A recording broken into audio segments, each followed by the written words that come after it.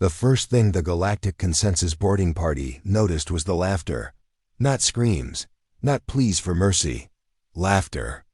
Commander Vale of the Crixothi Dominion tightened his grip on his plasmacaster as the sound echoed through the gutted corridors of the human warship Edzi Vengeance. It was wrong, high-pitched, guttural, alive in a way that didn't match the floating corpses around them. Life sign? He hissed to his scanner officer.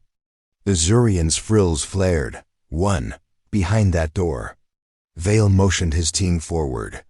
The door was already half melted, its human script barely legible. Armory warning. Leave fire testing. The Crixothi breached it in perfect formation, only to freeze. A single human sat cross-legged atop a crate of munitions, his uniform stripped to the waist, revealing a torso laced with scars and a tattoo of some grotesque earth predator. He was eating, a thick red paste smeared across his lips. "Took you long enough," the human said, licking his fingers. "I was starting to think you guys were scared." Vale's translator struggled with the tone. Not defiance, amusement. "Surrender," Vale demanded. "Your fleet is destroyed. Your homeworld is glass. This war is over." The human grinned. That was the moment Vale realized two things. The paste wasn't food. It was blood. The human wasn't sitting on munitions. He was sitting on detonators. The human raised a small device. War's only over if both sides stop fighting. Then he winked and pressed the button. Vale woke to the taste of his own bile. He was alive, barely. The Judgment's med bay was a nightmare of flickering lights and dying Zurians. His left arm ended at the elbow. "Report," he croaked.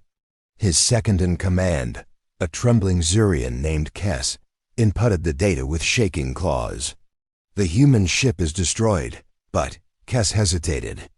"We lost 3 boarding teams, not to the blast, to them."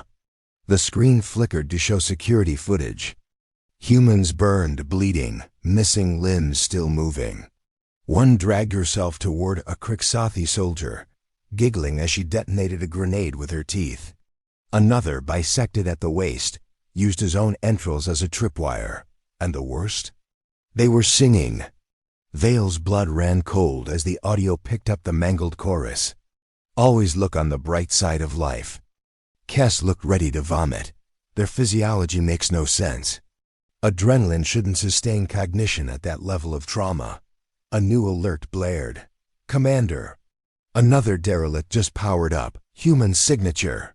On the view screen, the crippled Ed's Vengeance's sister ship, the ED's Carnage, flared to life, its remaining guns swiveling toward the Judgment.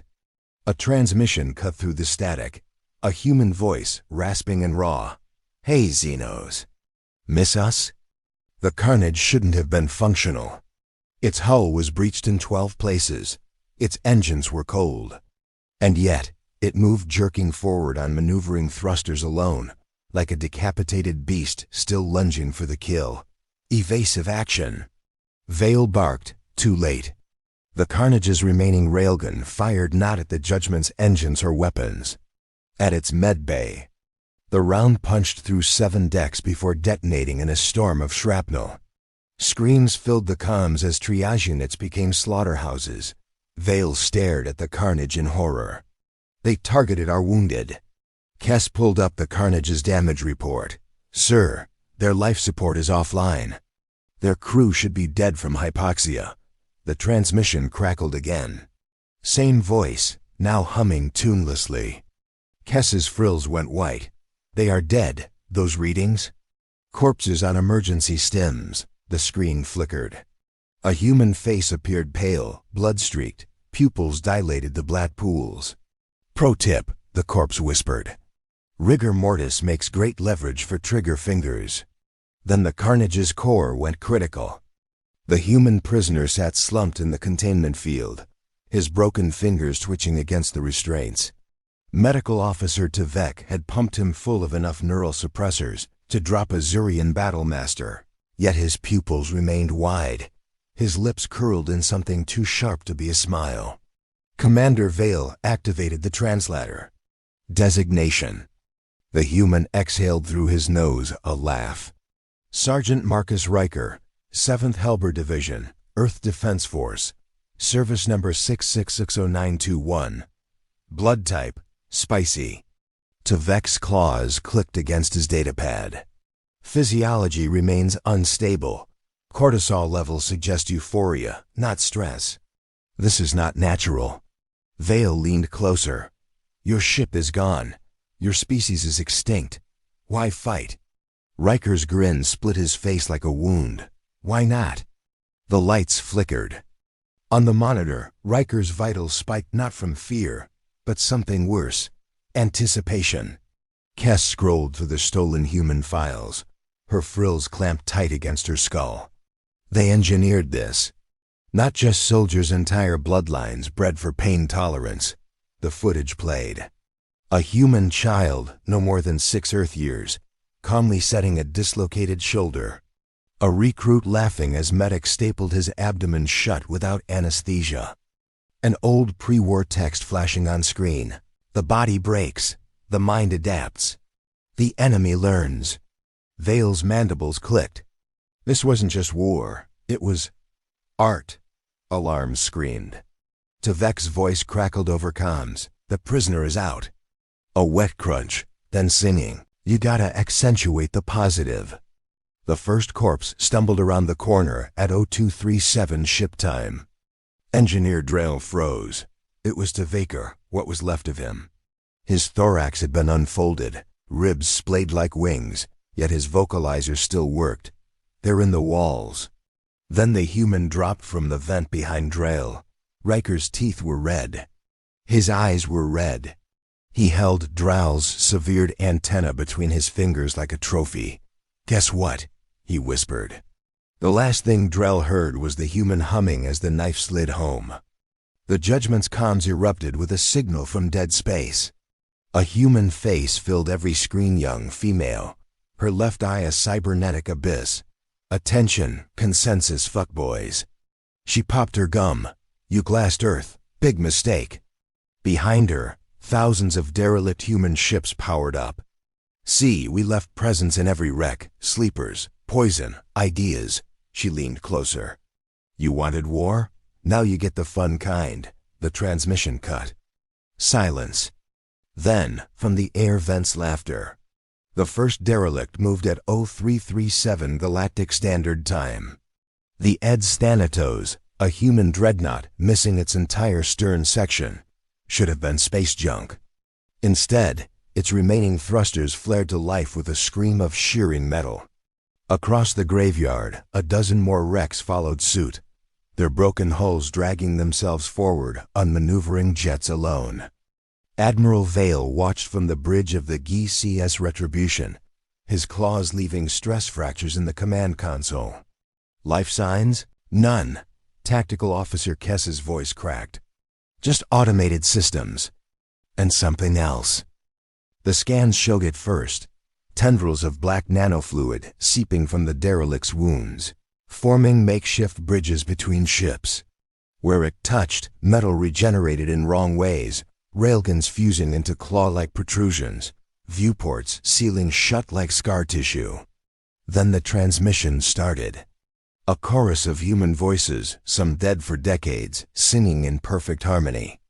He's got the whole world in his hands. Chief Surgeon Grix examined the latest casualty, a comms officer who'd opened the wrong data packet. The Zurian's carapace was intact, but his eyes, they're still moving, Grix whispered. Inside each orb, microscopic human script scrolled endlessly. Names, coordinates, recipes.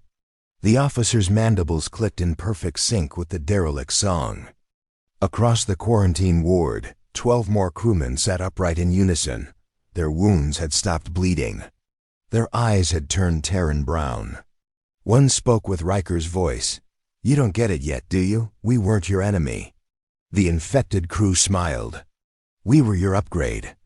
Captain Elias Vos, presumed Kia 17 years, watched the Consensus Armada burn through the viewport. His fingers, 3 of them regrown wrong after the last bombing run, danced across the resurrected controls. Behind him, The thing that had been Sergeant Raker chuckled. They're finally learning. Voss nodded. The derelict fleet moved with perfect coordination now, their jury-rigged weapons carving through consensus shields like they were tissue paper. A tactical alert flashed. The GCS Retribution was attempting to jump to FTL. Let them, Voss ordered. Riker's grin split his face ear to ear. Oh, we will. Gotta let someone tell the story, right? On the view screen, the infected Zurian crewmen began dissolving, their biomass flowing into the ship's ventilation system. The Retribution's engines flared, carrying the plague to the heart of the consensus. The message played on an endless loop, hidden in the derelict's black boxes. A human admiral, female, early 60s, missing an eye, sat calmly as the bombardment began. Behind her, scientists worked feverishly at a console labeled Project Phoenix. If you're hearing this, we lost the first round, she said, lighting a cigar. But here's the thing about humans, we cheat. She gestured to the screen behind her, a DNA helix twisting into impossible shapes. You can kill a man, you can burn a world, but an idea? Especially a nasty one? The video glitched. When it resumed, her remaining eye was black from pupil to sclera. We left copies everywhere, in our ships, in our dead, in you. The feed cut to static, then resumed for exactly 0.3 seconds, long enough to show every dead human in the galaxy smiling in unison. The last vote was unanimous. After 7 standard months of fighting, the Galactic Consensus surrendered unconditionally to a species they declared extinct. Their final decree was etched in permanent warning beacons across every inhabited system. Let humanity sleep. Do not disturb the graves, they dream in radio waves. Somewhere in the dark, a derelict human warship received the transmission and laughed.